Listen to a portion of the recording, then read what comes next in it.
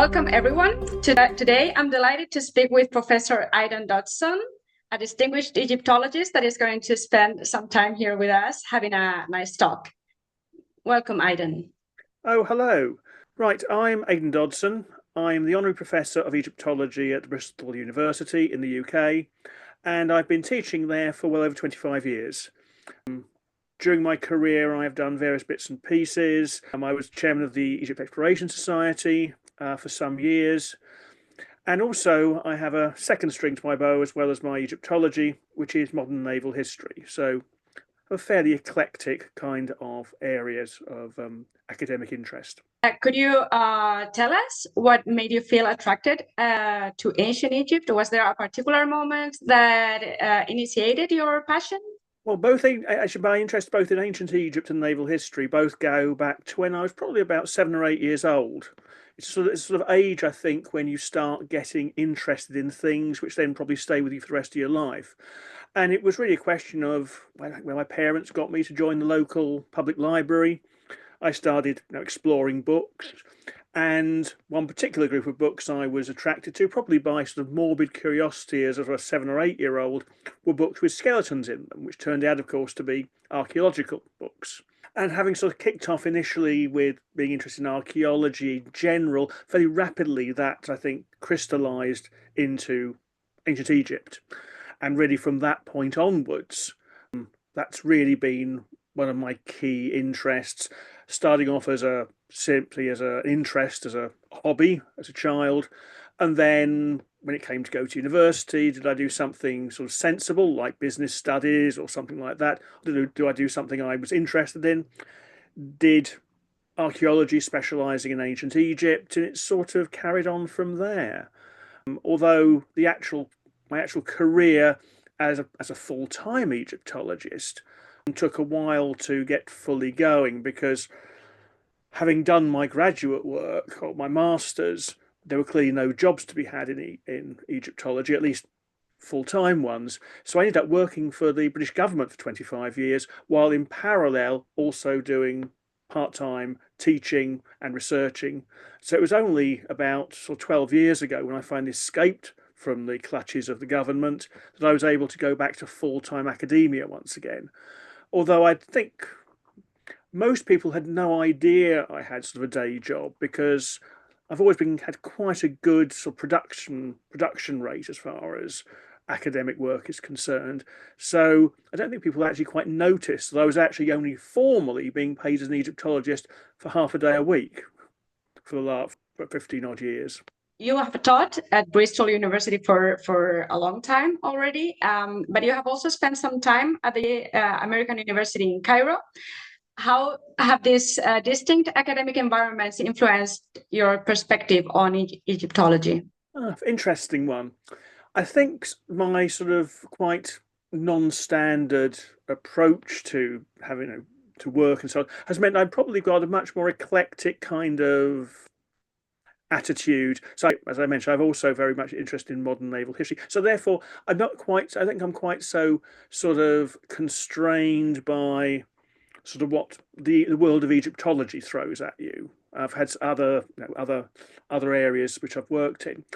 The time at the American University in Cairo was really interesting. They have a program where they bring over senior academic to be the Simpson Professor for a semester every couple of years, and it was really quite interesting working there in a non-British environment, because although it's in Egypt, one of the points about the American University is it gives an American-style university education. And the way that American universities is very, very different from British or even European ones. So it was rather interesting having that kind of, it's more freedom, in some ways less freedom, in the sense that a professor can do is basically what the professor wants to do in the American system, whereas in the British system, everything is very, very constrained as to exactly what the curriculum is, what sort of assessment methodologies you can use, and if you want to deviate from what's actually in the agreed structure of a given unit, you've got to give 18 months notice to the university. So you can't really sort of veer and haul. Whereas in the American system, I discovered it was possible to be have much more flexibility in what I was doing. So that was a very interesting experience. The only sort of negative, I suppose, was the fact it took two hours each way to commute between where we were living and the university campus, because, as you know yourself, Cairo traffic is absolutely appalling, and a lot of time was simply spent just say sitting in traffic. So that was the downside of it. Where I am now, I can walk into the university in 25 minutes, or a 5-minute bus ride if I don't really want to walk up the hill which lies between my house and the university. I imagine there are many differences. The culture is very different from the British one, so I understand that the differences were big but also interesting. And living in Cairo, it's a whole different thing. In my case, in my opinion, I would really love to live in Cairo, but it's a difficult city. It's huge. As you said, the traffic, the chaos. I enjoyed my time living there. We were there for nearly 4 months, but I don't think I'd do it again. I like spending time in Cairo, but I think because for a long time I lived in London, so I've got experience of living in sort of mega cities, and I much prefer Bristol, which is a 250,000 people, is a much more sort of civilized, and the very fact I can say walk into the university, I can walk downtown in 20 minutes as well, and in Cairo, the fact that you're going to have to it's just you can't get anywhere by just walking 20 minutes, and so I think I'm much happier being a visitor to Cairo nowadays than a sort of a Cairene. But it was fun while I was there anyway. Yeah, and also 4 months is a certain amount of time that allows you to get the vibe of what it is like to live there. But it's also not too long. I think it's a reasonable amount of time. It taught me how to be a Cairene, and so when I am there, it's I know my way around and all those kind of things. So I think it's one of those. I think that actually everybody ought to live in a mega city for a while, but I think then there comes a point in one's life where you probably want to slow down a little bit and say a city like Bristol, which is big enough to have everything you want from a city, but small enough to be human and walkable, I think is possibly the ideal. Also, the interests we have change during our lives, so it's not the same when you're younger, and maybe you're more willing to live in a mega city, as you were saying, because it's more alive. There are much more things to do, and but when you're becoming older or you are more settled down, I think that's true. You want something nicer, more comfortable. There are some things I wouldn't go back to using public transport for 2 hours each way to go to work. That kind of things now I value much more than when I was in my 20s. But very much so. That's exactly it. I lived in London from my mid-20s to my mid-30s, which is exactly when you want to be in that kind of environment. But then once you've got beyond that point, I think you want to go to something a little bit more, little less manic. Yeah, absolutely. And Cairo is absolutely chaotic. I think it's a difficult city. I would like to experience it in that way, but I totally understand that it's not for everyone, and it's not maybe for very long periods of time. It's a tricky business in this case. And also, I think when you're there as part of the Egyptological community, that makes a difference as well, because we actually have a really quite diverse bubble. The sort of people who are working at AUC. Then you've got the various institutes, you've got the various Egyptian universities. So you've got this really interesting kind of milieu of people from all sorts of national backgrounds and interest and so on and so forth. So I think a semester as some kind of visiting professor or whatever is a nice way of doing it. But I think I think just the odd week is more than enough of Cairo for me nowadays.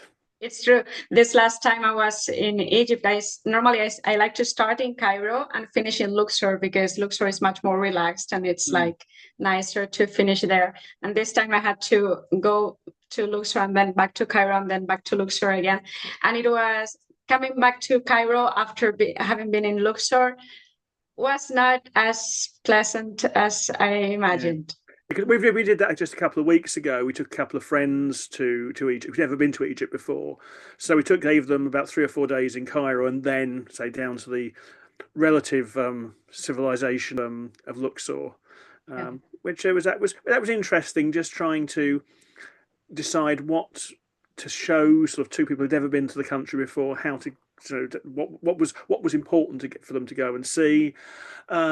And all those sorts of things, and also actually seeing it through their eyes as well. Because I suppose I've probably been to Egypt 80 or 90 times. I never counted up all my entry stamps in my passports, but it goes to the pyramids. Oh yes, it's the pyramids. So they're still impressive and interesting, but then to see these two friends as we were sort of just the pyramids appeared through the murk of Cairo traffic was quite something. And one of them sort of said, "This is the best day of my life" at the end of their first day in Egypt. So it was really nice to actually see something through, let's say, less jaundiced eyes, but the sort of eyes I had 40 plus years ago when I first went to Egypt. It's like seeing it from a different perspective with fresh eyes. It's nice. And you have also a special interest in the history of Egyptology. Why do you think is it important to understand the evolution of this discipline for researchers?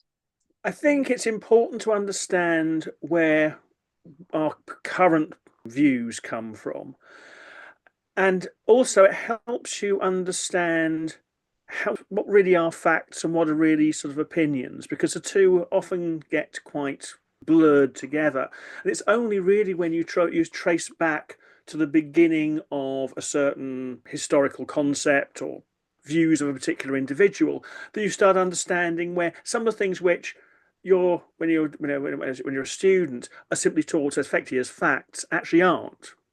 They're simply, in some cases, a wild guess by somebody back in the distant past. There's a really good example of where sort of assumptions had just rolled forward, was to do with the order of the Nubian kings Shabaka and Shabataka of the 25th dynasty. Now, up until about 10 years ago, it was assumed they were in that order, and there was never any question in any of the books on the subject. But then actually, then somebody started querying, well, actually, there are problems with this. And when you trace back, it was simply a guess by Champollion back in 1828 as to which way round they went. And everybody had simply assumed that ever since. It was only when we started realizing there was a major disconnect between the data and what happened if you put them that way around. Somebody then thought, what happens if you turn them round? We turned them round, and it turned out that the problems all disappeared. And then people said, well, hang on, why did we always say it was that way round? Well, and you finally get, well, simply because Champollion sort of guessed that in 1828. There was never any, and because of that, and there are other areas there which I think are relevant to that. Also, when we're coming to not just simply that sort of the nuts and bolts, who came when, there's also interpretations. It's quite important to understand where they come from. In the Amarna period, in many books is simply explained as some kind of struggle for power with the priesthood. That the king is trying, that the priests are sort of undermining royal authority, which of course isn't actually mentioned really in any of the contemporary texts. There's one broken bit which suggests there was a row of some description, but in one of the boundary stela, but there's no. However, if you trace it back, you realise what's happening here is 19th century European historians are picking up on one of the key themes of medieval European history, which is the conflict between the Pope, kings, and emperors. So there is clearly a conflict between the church and state in those states. And I think that although very few people ever actually say they're using that comparison, you realise that that's what they're doing, but subconsciously, because a historian who has been educated in the 19th century, part of the whole one of the drivers of history is church-state conflict. So therefore, when you find a king who is doing something strange religiously, you suddenly pick on that. So actually, this keeps on being repeated, but it's only when you start understanding where European historiography was and these European historians who are writing the first Egyptian history, you understand that. And there's a lot of other situations like that where we've always assumed that everybody assumes that, but then when you unpick it, you start realizing where that's all coming from. And so I think that kind of almost self-awareness is a really important part of being an historian, particularly. It also works on other things to do with purely archaeology and art history and stuff like that. But I think understanding where certain concepts came from, and possibly understanding they were simply a wild guess by someone like Champollion, Wilkinson, Rossellini, all the real sort of what you might call the founding fathers of Egyptology. You just have to understand. Well, when you realise that, you've got a bit more leeway in what you can do with things. And I think there's this concept of decolonizing Egyptology, which keeps coming. And I think for me, that decolonization is nothing to do with it's just simply discarding Western content. It's just simply understanding where ideas came from, how much is actually derived, how many understanding is derived from actual Egyptian data, and how much it's reading things into that data from completely sort of I wouldn't say necessarily irrelevant, but areas where which are simply historical or methodological assumptions which aren't necessarily grounded in Egypt itself. You've given me something to think about, because I'm also attracted to the history of Egyptology. I think it's very, very interesting and exotic in a way, but I had never seen that from that perspective. I also agree, of course, that it's very important to know how things have been made in the past and how things have changed and how we have learned along the way to get to the point where we are now. But it's absolutely right what you're saying, and I had never thought it from that perspective. And also there's other little things about just understanding how we got to a certain point. And by understanding those intermediate stages, this is actually when you're using real data, is you possibly understand why we may have come to a slightly wrong position, because data tends to be, when things get discovered, they aren't necessarily discovered in the order one would like to be able to make a logical argument. So therefore, something comes, and you say, "Oh, that's what that means," and then, "Oh, you've had that," and then finally you get to the full set of data in existence. At which, if you'd simply had that data all together, you'd probably come up with a completely different solution from what you did by finding this data incrementally. And some of the arguments about the later Mana period are a good example of that, is that some of the arguments which have been used and producing sort of various ideas, we would never have done that had we found all the data at once. It's just the way it sort of crept out of the woodwork. And that's sort of what I call a zombie fact. In the sense, there are things which were perfectly good hypotheses in the 1920s or 30s or 50s on the basis of the data then available. Then later on, we find that the new data indicates that those what had been taught as facts, presented in popular books and all that as facts, are completely wrong. However, because these things have got themselves so embedded in popular understanding of what's happening in ancient Egypt, that it's very difficult to kill them. That you still find some of these hypotheses still introduced in new books, normally not by Egyptologists, by sort of in the secondary and tertiary market, as facts, even though they've been totally dead Egyptologically for perhaps 50 years. Hence the reason why I'm talking them zombie facts, that you simply can't kill these things. Regarding another part of your job, you've done extensive work on Egyptian coffins, whether from royal burials or those housed in local museums. What is it about coffins that has captivated your interest over the years? Not 100% sure, really. I don't know whether it comes back to what I was talking about at the beginning, about sort of morbid curiosity as an 8-year-old about sort of mummies and things which are associated with them. Now, they've always just been something. I think part of it is that until probably about 15, 20 years ago, they were very much a neglected area of the Egyptian archaeological. I did my PhD on canopic equipment of kings of Egypt. So therefore, it was part of a general interest in containers for dead people, or bits of dead people, shall we say. And I think that certainly when I was doing my PhD research, which is 40 odd years ago now, which is a worrying statistic, it was also what that kind of material can tell you about broader history as well.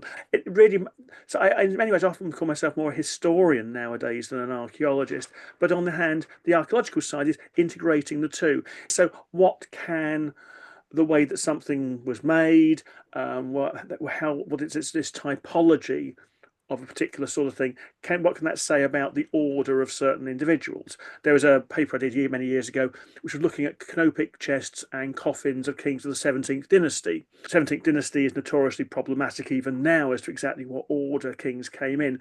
So I was trying to use the typologies of the coffins and canopic chests of those kings to try and determine what was their correct historical order.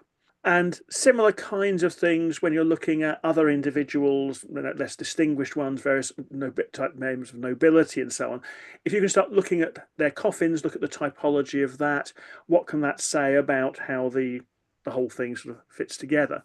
And also, it can also say something about sort of the mores of the time, because currently I'm doing some work on 26th dynasty coffins and sarcophagi, including some which are quite clearly very heavily archaizing, in the sense that they are actually taking, this is 26th dynasty here we're talking about, 600 or so BC, yet, and there are certain sort of basic types which are typical of that period. However, there are some people who are having them made of a design which is perhaps nearly 1,000 years earlier. So we've always known that there is a sort of a harking back to the glorious past in the time when we're talking about here. But here we've got some quite clear examples that the people who are making these must have actually seen some New Kingdom real pieces. They haven't copied them slavishly, but as far as the actual layouts are concerned, they've used these earlier ones. So that says something about the mores of the time, and also the fact that these particular archaizing ones seem to belong to sort of one or two generations as well. So there seems to be a big thing, a fashion statement, if you want to call it that, of having New Kingdom inspired mortuary containers at that point in time. My next question was going to be, what do you see when you examine a coffin regarding its materials, decoration, or even repairs? What kind of stories does it reveal about the person inside or the era in which it was made? Yeah, I think there's a couple of aspects to it. First of all, there is the way that design changes over time. So what we want to do is where does this particular piece fit into the continuum, or doesn't it fit into the continuum? Is it one of these ones where they've done something a bit different? So talking about these archaizing, there are other ones where they're clear about there's something odd about them. Or I say odd isn't exactly, but they don't quite fit in with the continuum. So sometimes the hands are in a funny place. So it clearly suggests that this person has clearly done a special order. It's not just simply an off the peg one. If there's only one known example of this kind of coffin of that period, it says something again about the individual. Then there's also a question of looking at them from the point of view of what you can learn about the individual. How extensive are their titularies? What can we say about them? What do we know about their provenance, which a lot of the ones which are in provincial collections in the UK we know very little about. If we're lucky, the catalogue card says Egypt, which is not particularly helpful. On the other hand, sometimes, because given my interest in the history of the subject, sometimes how they found their way to a given collection is quite an interesting point of view. How extensive are the texts? Because sometimes you'll find something which looks like it's got very extensive text, but it's actually just simply the dead person's name and title repeated ad infinitum. In others, it's actually covered with major extracts from the Book of the Dead and similar kinds of works, all of which sort of suggest there are choices being made by the person who is making it, presumably by the person who is commissioning it from that maker, and all those sorts of things. So there's a wide range of things. But again, how they actually got to this particular little museum in the middle of nowhere is also, which is something which I am always particularly keen to make sure I emphasise as well, because it's an important a part of the overall story of a given coffin than the iconography, the textual contents, and all those sorts of things. And another part of the funerary culture of ancient Egypt are the tombs themselves. You co-authored a significant book on tombs with Salima Ikram. Do you have a personal favorite tomb that intrigues you, perhaps because of its design, narrative, or an air of mystery? Oh, that's always a big ask. That one is. I don't know where do I. I know it's a bit of a cliche, but I have to say that Seti I's tomb is very difficult to beat. We spent a couple of hours in it a couple of weeks ago, and the way that it all hangs together so beautifully, as the art is great. The way that the various elements of the books of the underworld have all been put together are always really quite something. Another one which I always absolutely adore is Tomb of Ramosa, for two reasons. One, some of the art is absolutely exquisite, and you've got at the back of it this really dramatic, where you've got conventional art on one side of the doorway and full Amarna on the other one. But also there is sort of a romantic thing in the sense that I proposed to my wife in that particular tomb. So that has a certain feel. But actually, I suppose if you're coming down to, if I had to choose one tomb, it's a tiny tomb. It's the tomb of Roy at Jabal Naga. It's only one little, very, very roughly cut room, but the paintings are utterly jewel-like. And I think that if there's just one tomb which I just have this sort of is a wow moment every time I go into it, and in fact it's so low and small I normally just stick my head and shoulders in because I'm too tall for it. That is absolutely a gorgeous little tomb. So I think possibly the tomb of Roy at Jabal Naga has to be, if I'm going to have to pump for one tomb. It's smaller than the room I'm sitting in tonight, but I think it's a glorious little thing. Yeah, it's an interesting choice, actually. I'm surprised. Well, the Seti first, it's kind of obvious. Obvious, it's very well known.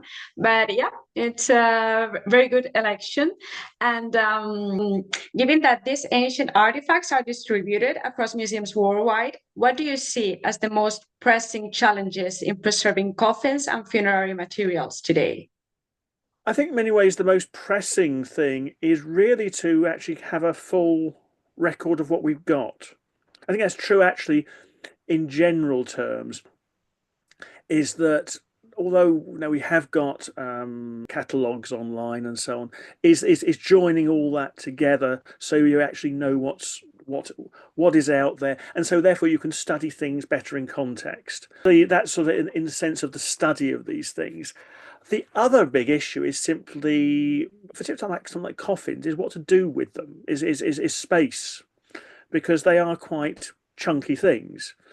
And we're lucky in Bristol in the sense that because they're so big, the only place they can be is on display, because there's no room in the storerooms. So we've actually got pretty well the whole collection in our local museum. On the other side, the collection was once larger, but because there was no space to store them, a number were actually destroyed in the 1950s. Yeah. And that's not, and I don't think Bristol's alone in that. There are certainly in my work on the provincial collections in the UK, a number of coffins have been destroyed in public museums because there was nowhere to put them, or they were felt to be riddled with woodworm, or because actually one of the things which is quite striking is nowadays Egyptian artifacts are recognised as being valuable both intellectually and also financially. You see some of the stupid prices things go for. But back in the 1950s, that wasn't really the case. And particularly in in British museums, there was a drive more towards local museums for local objects.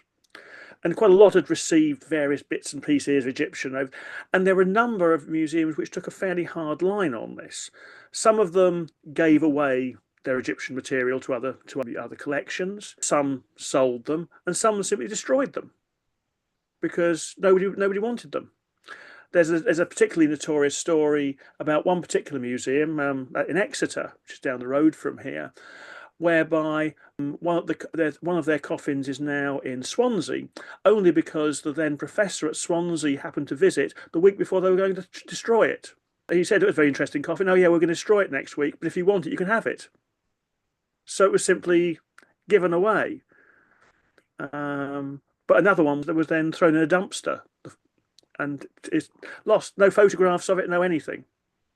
There was a period, I think there was quite a dangerous period, I suppose, say probably 1950s. I know it's the same in other countries, but certainly in the UK, where these things were not well regarded. So complete contrast to where we are, 50, 60 odd years on. But and the biggest problem, because they're big things.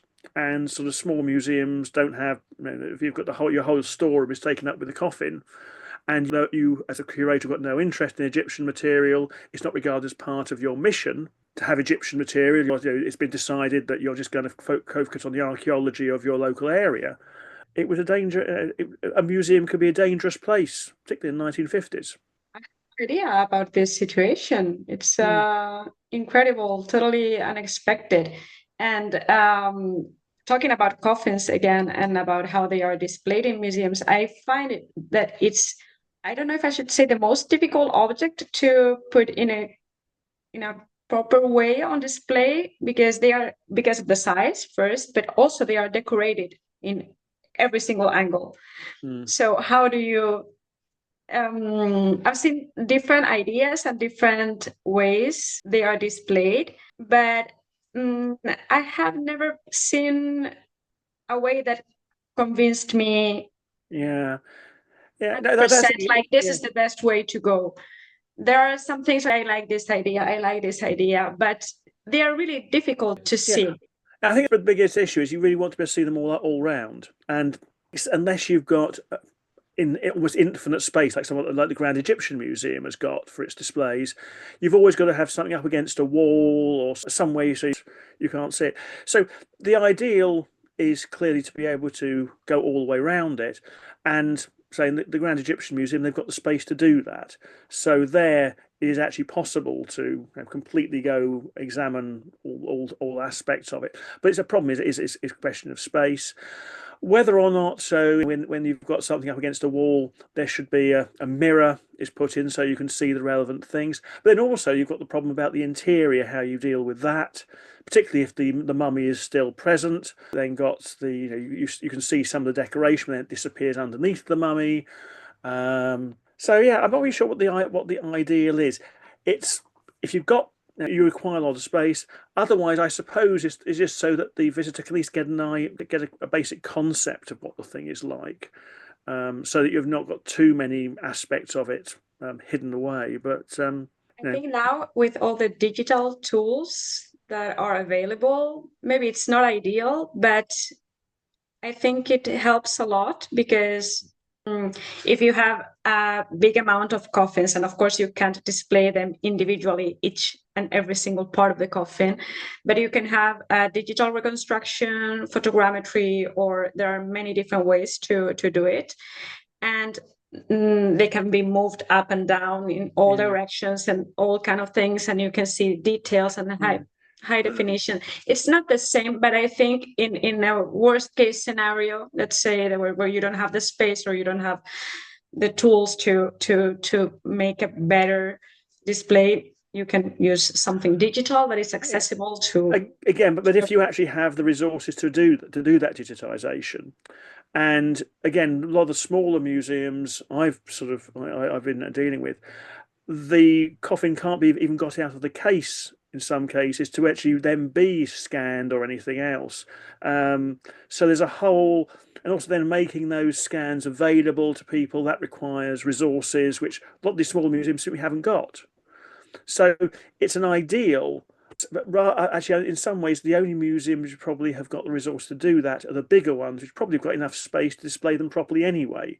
The ones where you really actually want to be able to get at these pieces properly are in places which will never have the resources to be able to digitize. No, in fact, nowhere to even where to do the digitization. The reason, so I think it's all very well when we say that we've got technology can do these things, but in the practical terms, these things they require significant money, people, and whatever, which very frequently aren't available. And rather sadly, because some of the, at least perception of a lot of these coffins is they are very similar. They don't tell us individually anything particularly new. They're not the sort of thing you can actually write a multi-thousand-pound, euro, dollar grant for, because you can't show sort of the impact that money will have.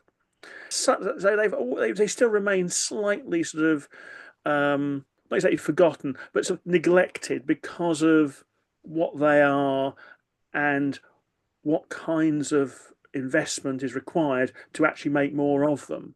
The practical side of things, unless you're working in the field and you know how it works, of course you can't be aware of that. But I can imagine that it's much easier said than done. And because I'm trying to learn photogrammetry and how to use these new technologies, and it's a really broad world. There are many tools that they are becoming free. Even with your phone, you can do pretty decent things. Of course, not high quality or not professional quality, but it's still surprising that you can do that kind of things for free. It's changed so much that it's much easier to have the idea, okay, this should be done like this, than doing it in real life, as you were saying. And also another topic I wanted to talk about your career was about the biographies you have written. Actually, these are the ones I received this week because I have a lot. They are heavy. So this is one of Thutmose III and Hatshepsut, and this is the first pharaohs. But I have to say, all this side of my library is yours, and I have more around. So you have written a lot of books, a lot. I don't know if I've written down the number, but it's about 30 I've written altogether. Yeah, I think so. I think I Of read which I think 5 of those are naval history, and the rest are all Egyptological books. I think I've written about 500 articles, 400 or 500 articles as well over the past 40 odd years. So and reason I think is I just enjoy writing. One of the reasons why I've done that, the sheer number, is I find it's a relaxation. And particularly actually when I had the day job, I had a government job during the day, being able to sit down and research and write about ancient Egypt in my spare time was a major relaxation. As far as actual books are concerned, what I try and do is that anything I write should have a purpose, if you know what I mean. You mentioned earlier on the book on tombs I wrote with Salim Rikram, and we also wrote a book on mummies and coffins together. And those books were written because we needed a textbook for our students.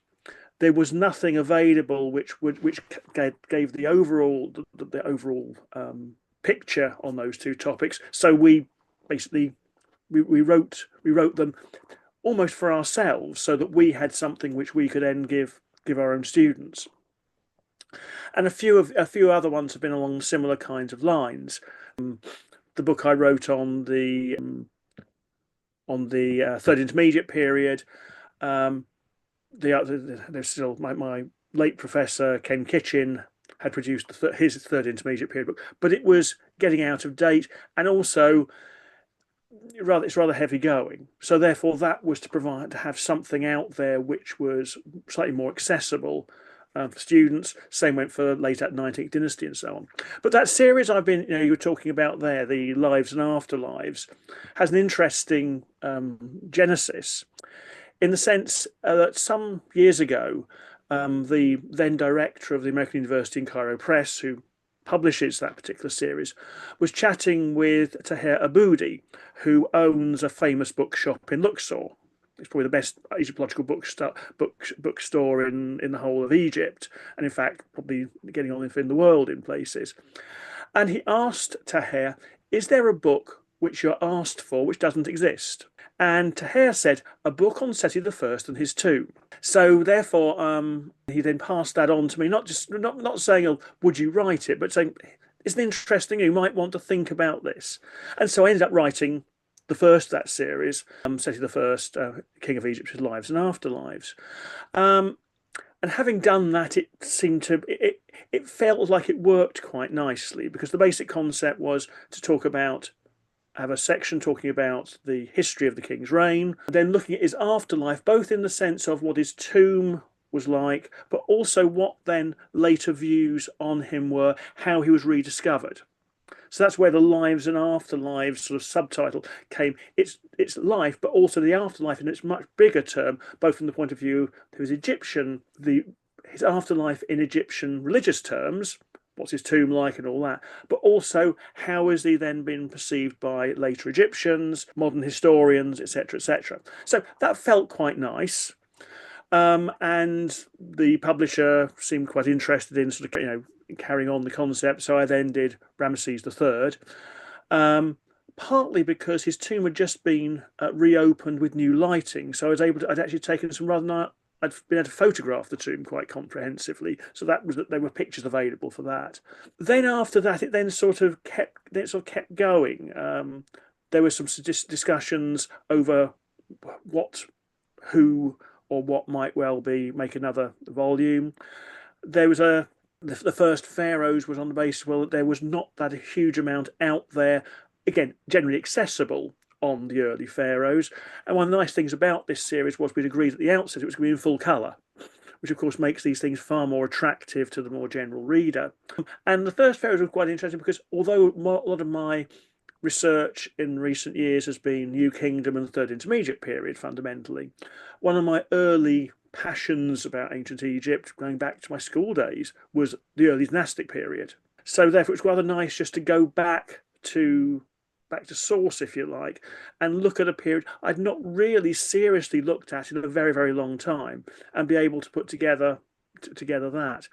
And so that's really carried on. So you saw Thutmose II and Hatshepsut is just out. In the press for next year is the Libyan pharaohs, and then we've got the other two which are still, which I'm working on anyways, one on Amenhotep, son of Harpu, and one on Amenhotep III. But also Campbell Price and Steve Harvey are producing volumes in the series as well on Ahmose I and Senenmut. And I've just heard that a volume on Cleopatra VII is about to be produced as well. Not by me, but I'm now acting as the general editor for a series. So that I'm going to rearrange. I will have to rearrange the whole library because of your books. I have no more space in that shelf. I will have to rearrange it, and I did it the other day already. It was really interesting. It was just the whole series wasn't sort of particularly contrived. It all went back to this one conversation. But also, as I've been writing them, the way I've been writing them has evolved as well. And certainly the bit about what I always call the final chapter, resurrection, which again is this whole question of reception, historiography, and all those sort of things we were talking about earlier on. That's becoming more and more prominent part of these books, because I think it's this, as you write stuff, these things evolve. And a book which isn't being done for them, it's being done for an American publisher. I'm going to be doing a full history of ancient Egypt for them.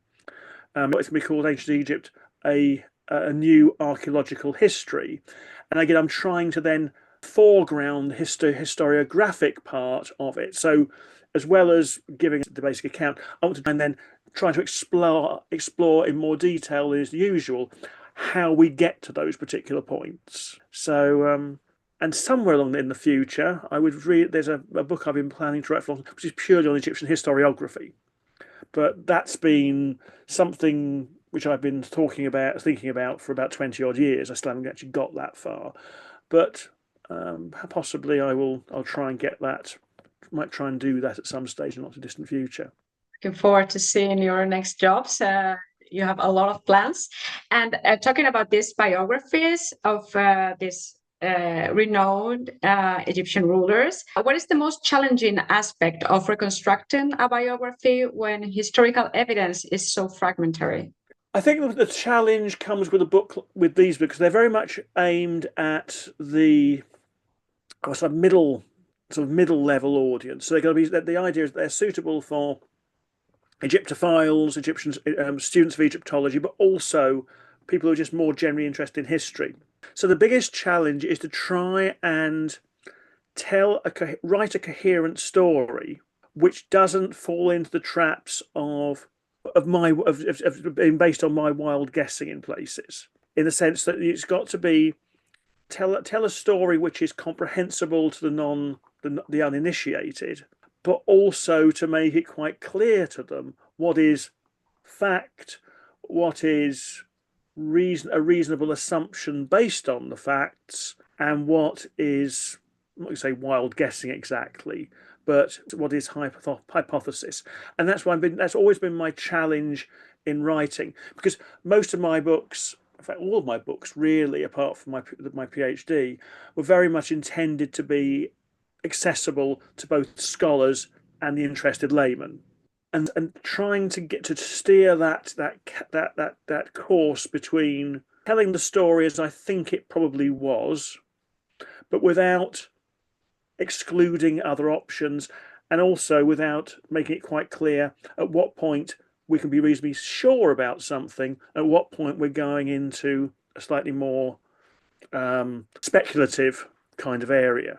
That's always a problem I find when I'm doing anything for TV or something like that, is they always want a definite answer, and they hate the word perhaps, possibly, it could be argued that. All of which are words which I'm very happy to use in my own writing, because I think it then gives people an understanding of, say, what actually is fact and what is rather more speculative, and how does it all hold together, and to some degree how did we actually get to this point as well. And that's really the reason why what I call the resurrection chapter is getting larger and larger, because I'm actually trying to take people through in baby steps from Manetho through the early historians Champollion, Wilkinson, Rossellini, then through Lepsius, to try and take us through to where we are now, and really to emphasize how our view has changed over time, highlighting some of these zombie facts I was talking about, but also really making it clear that where we are now isn't necessarily the end. We've now got a lot more data, but it could be that one discovery will actually completely collapse this whole house of cards, because quite a lot of this, there's only using the metaphor or simile of a house of cards, there's only a certain number of cards which actually are real. The rest have been sort of made up on the basis of these other things. So that's the challenge. So understand that people can understand the doubtful areas, but also actually be able to read a story which makes some kind of sense. Because I know there are some colleagues who are so concerned at not wanting to sort of be too definitive or to minimize the doubts, end up writing something which is just so unstructured, you get to the end and not quite sure, well, what did you think actually happened? Or certain colleagues who are very keen on criticizing people for their reconstruction, but when you turn around and ask them, well, what do you think happened during later Marnebit or whatever it is, they'll go, oh no, that's not my point. Well, you could actually have some kind of idea. It's not, you can't just snipe at people and say you don't agree with them. Well, okay, but what do you think then? And there are certain people, I have no intention of naming them, who seem to make their career out of sniping at people and writing very negative reviews of your books without ever actually producing anything which, they're not prepared to stand up and sort of have shots fired at them. And has any pharaoh story particularly surprised you once you dive deeper into their life and reign? I'm not sure any particular which has surprised me, but sometimes the amount of data available and what it implies is interesting. And also particularly when what the most recent work very much contradicts sort of the big picture. Like a classic one for that is a question of Hatshepsut and Thutmose III, where the sort of rather lazy conventional is that there's a war party, T3, and a peace party of Hatshepsut. Yet there are texts which talk about Hatshepsut actually being on the battlefield herself and looting the bodies of fallen foes. And I think that's a classic example of just this the lazy historical approach of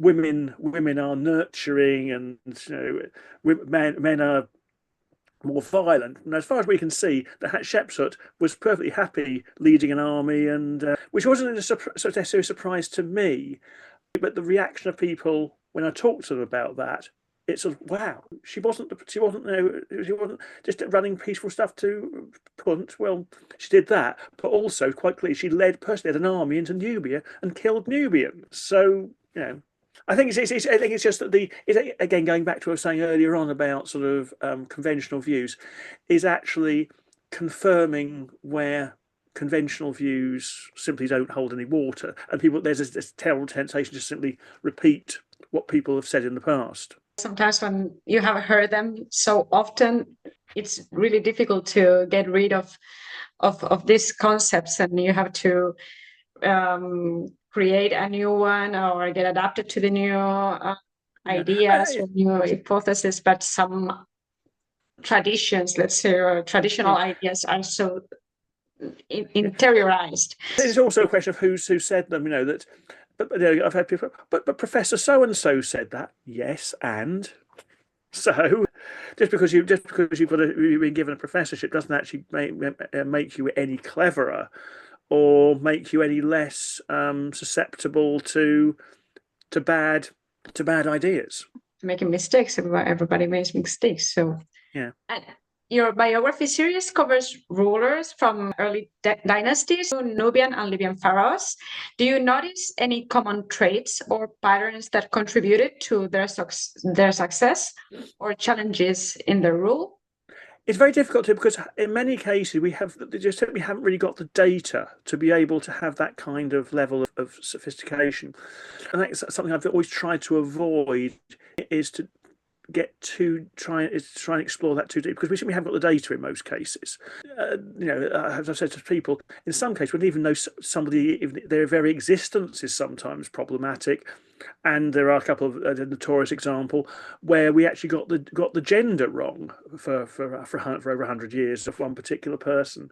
So I think it's very difficult because the data doesn't really allow that kind of thing. But I think the fundamental issue, I suppose, is actually keeping it is holding together a country which has the diversity between the delta and the valley. That always seems to be the tension going on there, and at the moment that anything goes wrong, that splits. And the book on the Libyan pharaohs makes that very, very clear, because you've got at one point 5 different people all claiming to be pharaoh at once, or at least pharaohs in different parts of the country. That was an interesting point, whether or not they are claiming to be pharaoh of the whole country, but they happen just to be stuck in one place, or whether they're is an interesting one. But I think that's the question of holding everything together, and that to some degree they are they're not necessarily always masters or mistresses of their own destiny.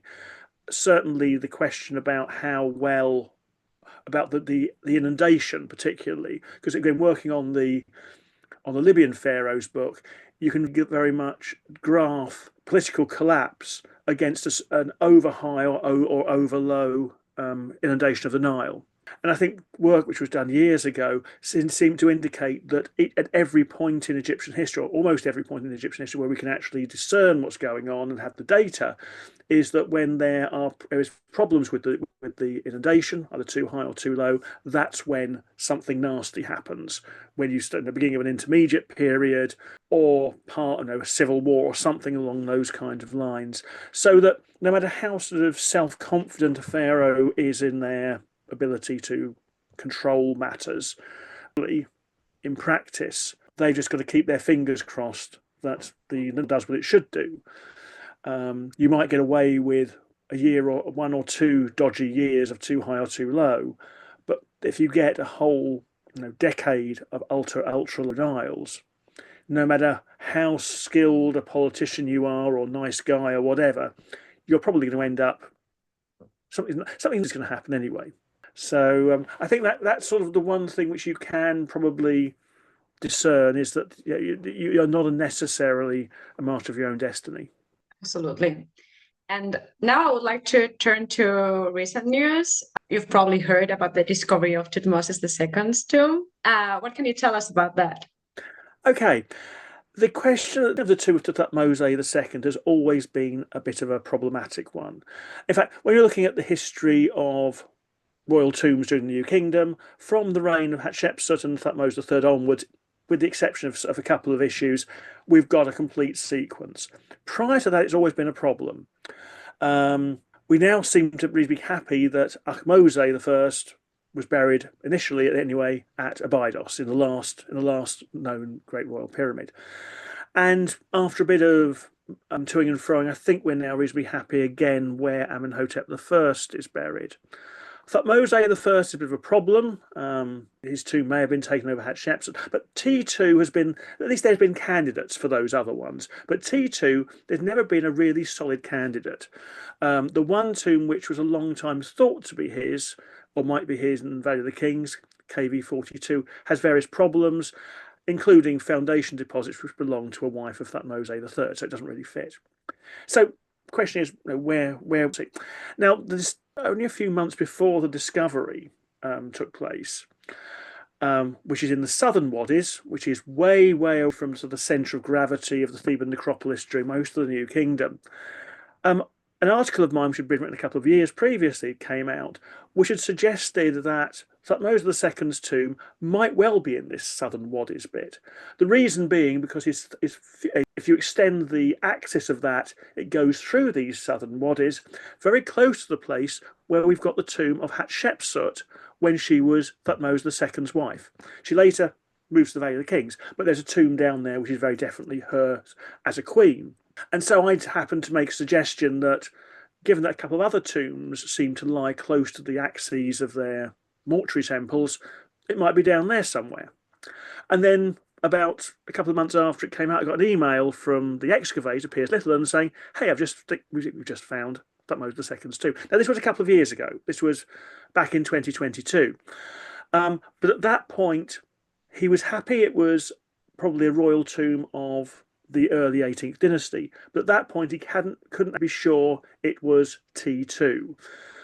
A lot of the tombs still needed to be cleared, and there was a broken piece which could be read as the name of Thutmose I or Thutmose II. So although announcement was made, an article was published in Egyptian Archaeology magazine, it wasn't 100%. And then the most recent season, they managed to clear it and discover that there are indeed loads and loads of objects bearing the name of Thutmose II. Combined with the fact that the walls of the burial chamber were decorated with the Book of Amduat, which in the New Kingdom, with one odd exception, is only ever found in king's tombs, makes it pretty clear to me, although there have been a couple of colleagues who've sort of said, still not quite sure. I'm happy that it's that. And also the very fact that it ties in with my sort of earlier prediction about where it ought to be, that helps sort of cement its identification as far as I'm concerned. Now, what's another interesting feature is that it was clearly used for the king's burial after his death, and there is a jar dedicated to his memory by Hatshepsut, which was found in the tomb. But then about 6 years later, it appears, it was evacuated. The area where it was built in the southern Wadis, prone to flooding, or at least flash floods. During the early 18th dynasty, there was an intent to place royal tombs at the bottom of waterfalls so that they could be completely obliterated.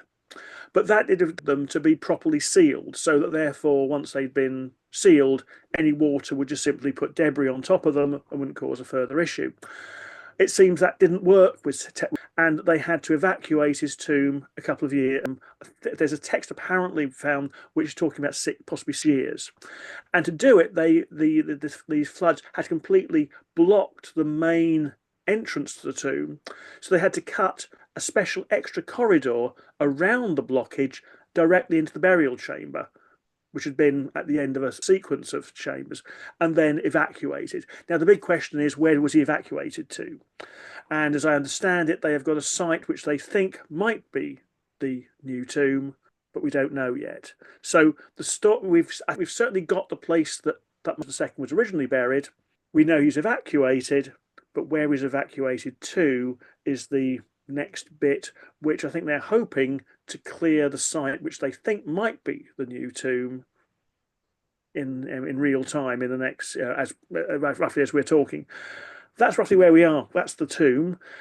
Really, it's interesting. It fills in this important gap in the history of the Theban necropolis, and also emphasizes something which this particular expedition has been demonstrating over the past few years, is that these southern wadis, although they're very remote, actually have got quite extensive burials, and it was a place to be seen dead in during the early part of the 18th dynasty, before the centre of gravity all moves to the Valley of the Kings, the Sheikh Abdel Kerner Hill, and all areas where, as visitors, we normally think of as being the Theban necropolis, rather than this rather more remote area off to the south. How crucial is it to record and publish these discoveries promptly? Are modern techniques such as 3D scanning and digital modeling making a significant impact on the study and preservation of these sites? It certainly makes it a lot easier. You can actually do a basic plan of the tomb, in a day or two because of laser scanning and stuff like that, which otherwise might take a much longer to do. And particularly if you can actually do that while there's still debris and so on in place. So it makes that sort of thing a lot quicker. And yes, being able to take imaging of this stuff means that you can actually take it away and interpret it much more easily.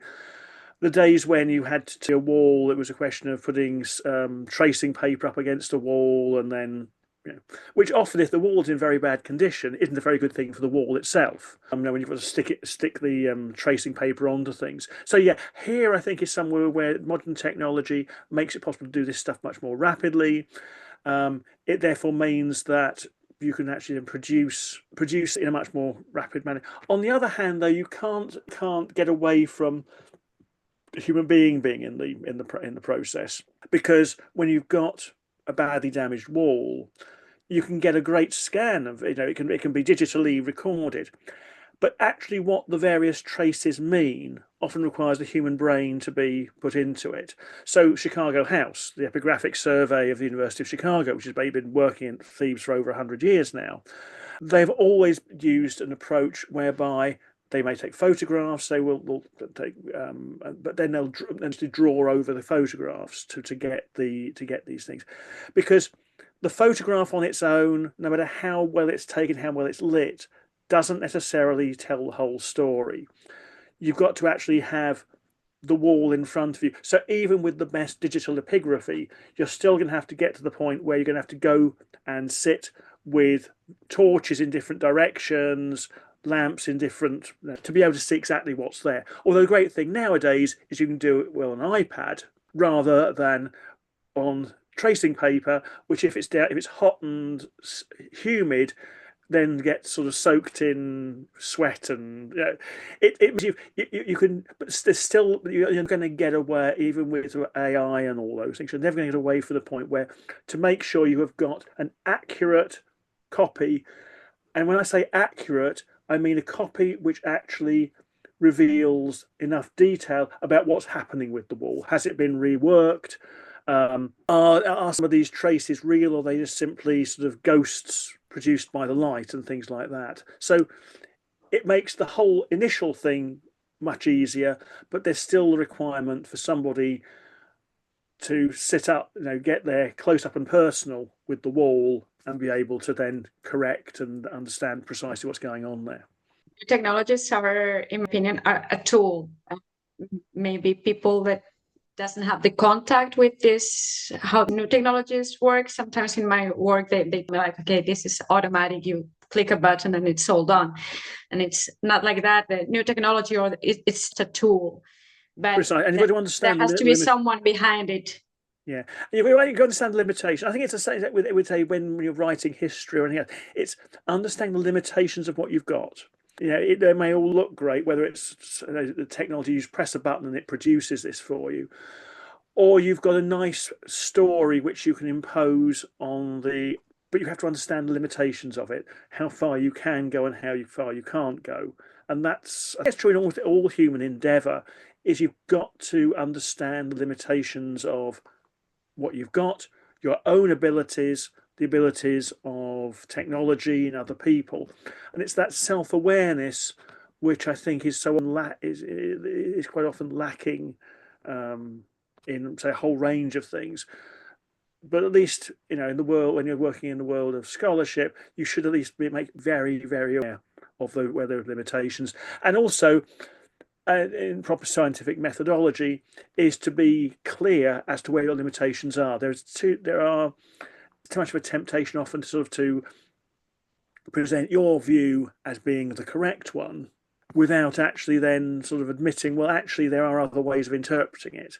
There's a notorious one around some of the DNA work which was done on the Amarna period royal mummies, for example, where the publication said, our preferred solution is X, not actually mentioning the whole range of other possible interpretations of the same raw data. It's all very, there's always temptation to sort of just to present these things in the way that most suits your particular take on things. But I think there's a need to be honest. And going back to what we were saying earlier on about challenges of writing, it's trying to get the balance between honesty, but also presenting what you think is the most likely resolution to to what the data is telling us.